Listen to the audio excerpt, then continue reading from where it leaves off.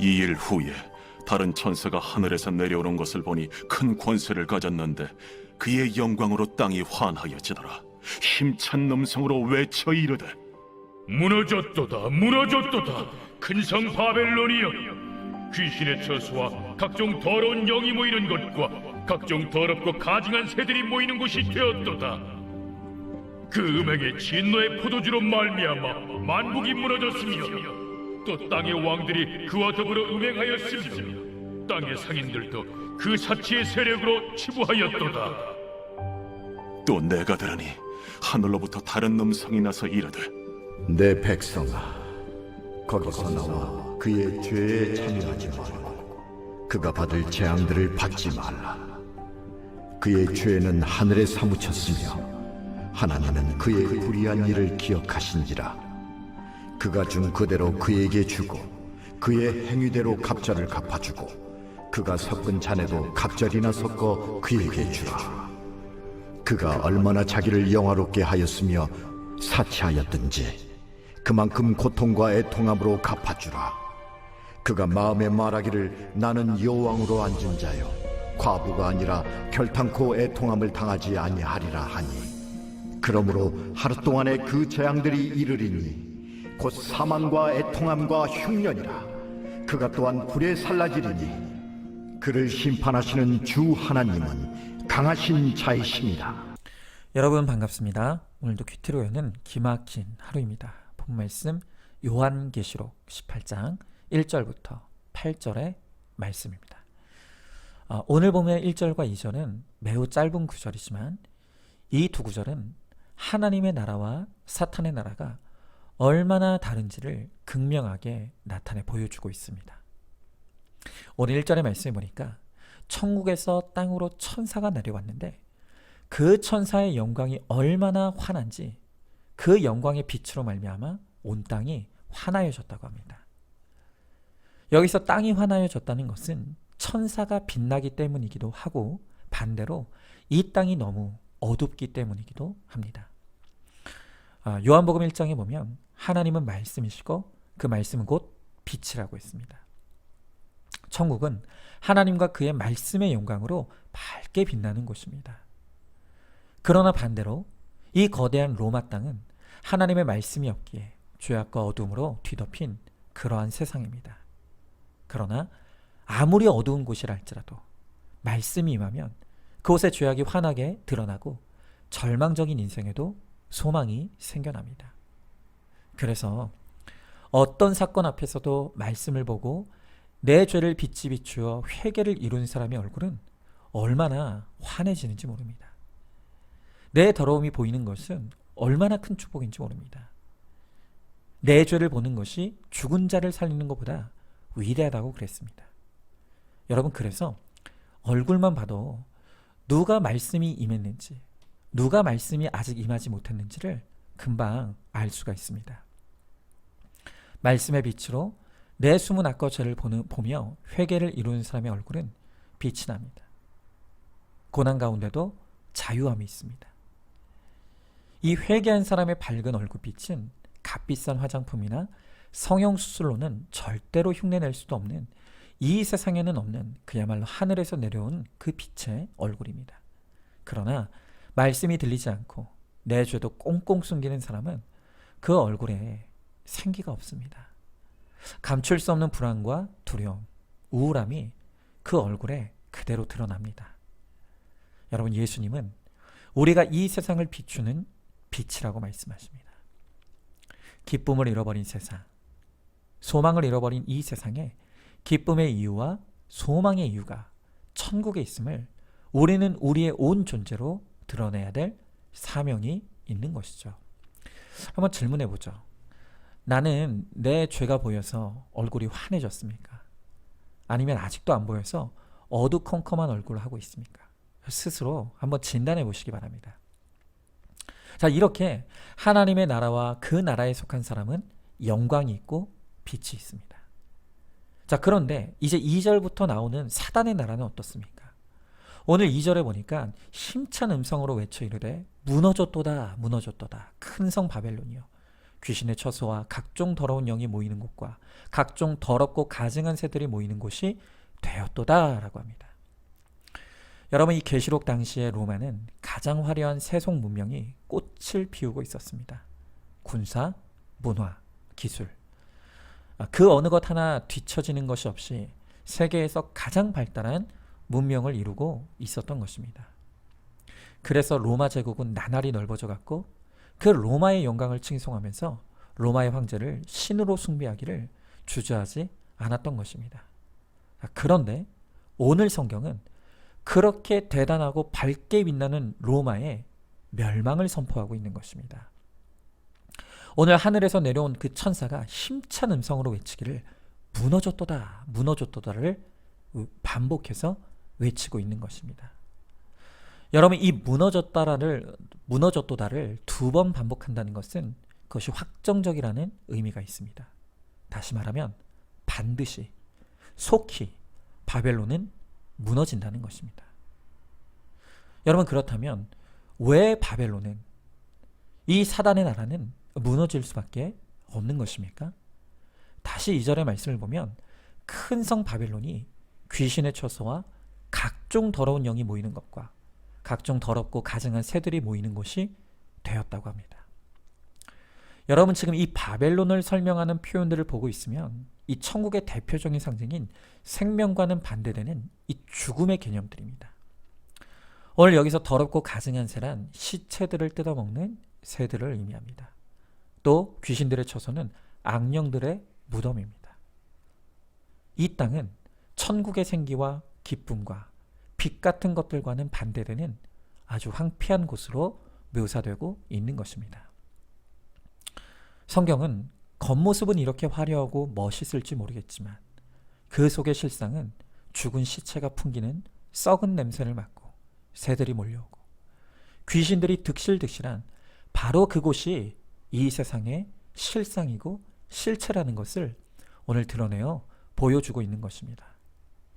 그러므로 세상의 겉모습에 속아서 우리가 이 세상에 빠져들면 결국 우리도 죽게 될 것이고 귀신들에 의해 사로잡힌 자가 되어서 다 함께 무너지게 될 것을 오늘 경고하는 것입니다. 여러분, 오늘 이 세상을 보십시오. 또 이 세상 사람들을 보십시오.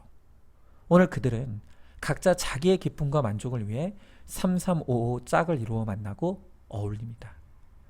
그 모임에는 동성애 모임도 있고 다양성을 가장한 각종 사상 모임, 동호회 모임, 산행을 하고 축구를 하고 야구를 하고 춤을 추러 가고 방방곡곡을 다니며 사진을 찍으러 다닙니다.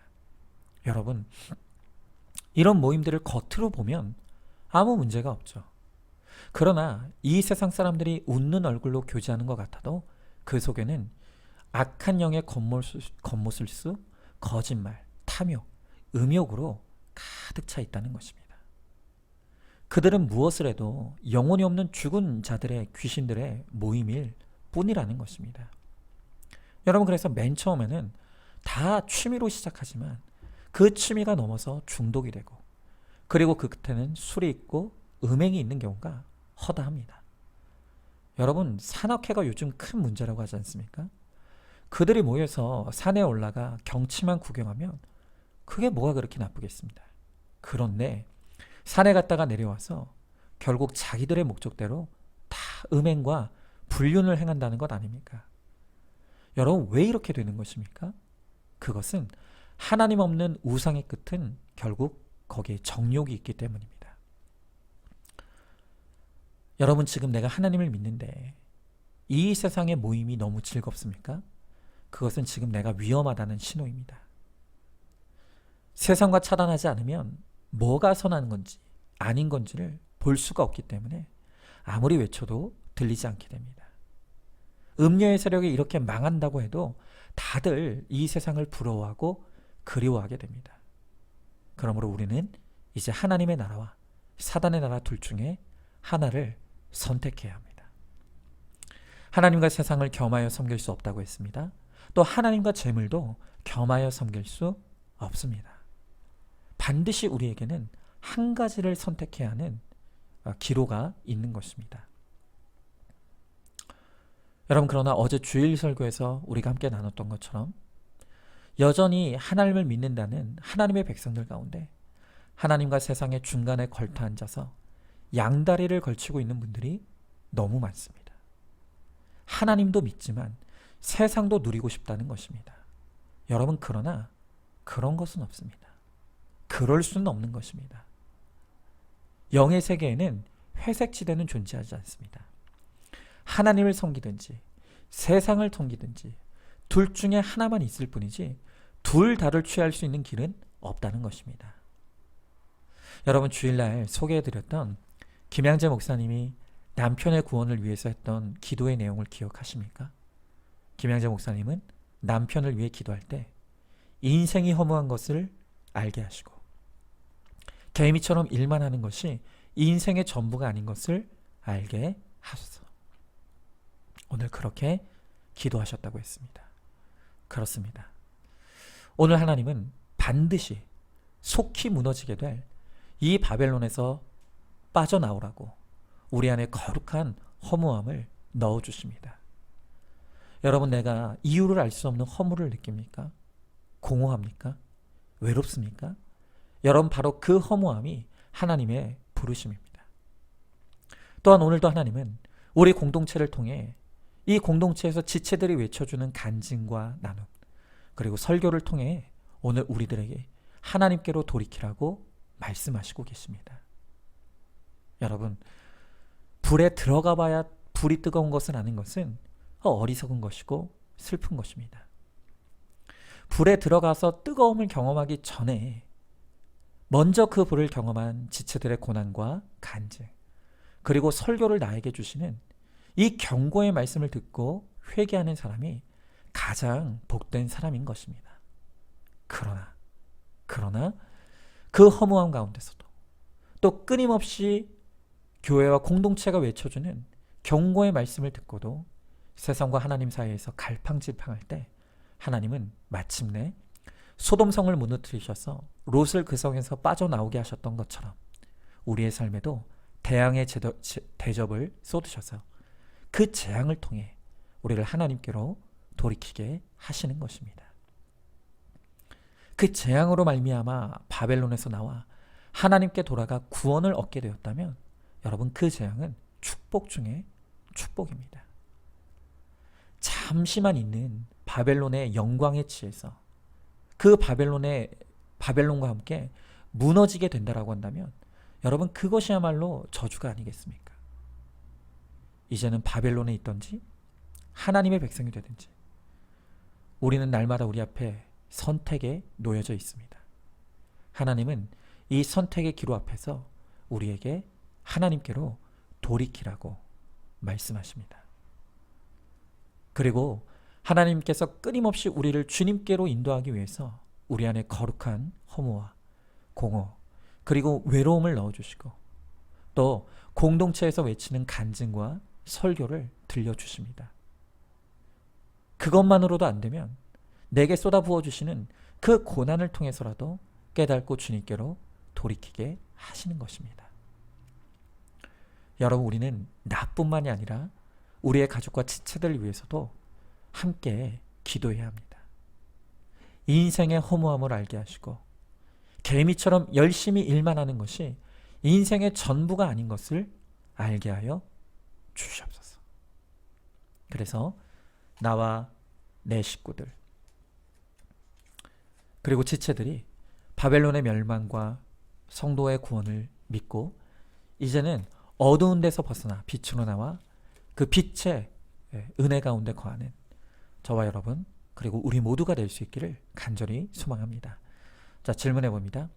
세상의 화려한 문명 속에 감추어진 더럽고 추악한 실상이 보이십니까? 그럼에도 불구하고 나도 이 세상에 끼고 어울리고 싶어 하고 있진 않습니까? 바벨론의 멸망과 성도의 구원을 믿으십니까? 그렇다면 지금 어떤 죄악에서 내가 나와야 하겠습니까? 오늘 생각해 보시기 바랍니다. 자, 오늘도 12월 13일 보석상자입니다. 직분을 가졌다고 해서 믿음까지 성숙한 것은 아닙니다. 성경을 많이 읽고 날마다 빽빽하게 큐티를 해도 중요한 것은 삶입니다. 아멘.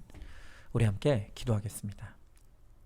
하나님, 오늘 주님은 이 말씀을 통해 그토록 화려하고 멋있어 보이는 이 세상의 실상이 귀신의 처소와 각종 더러운 영이 모이는 곳과 각종 더럽고 가증한 새들이 모이는 반드시 그리고 속히 무너질 곳이라고 말씀해 주십니다.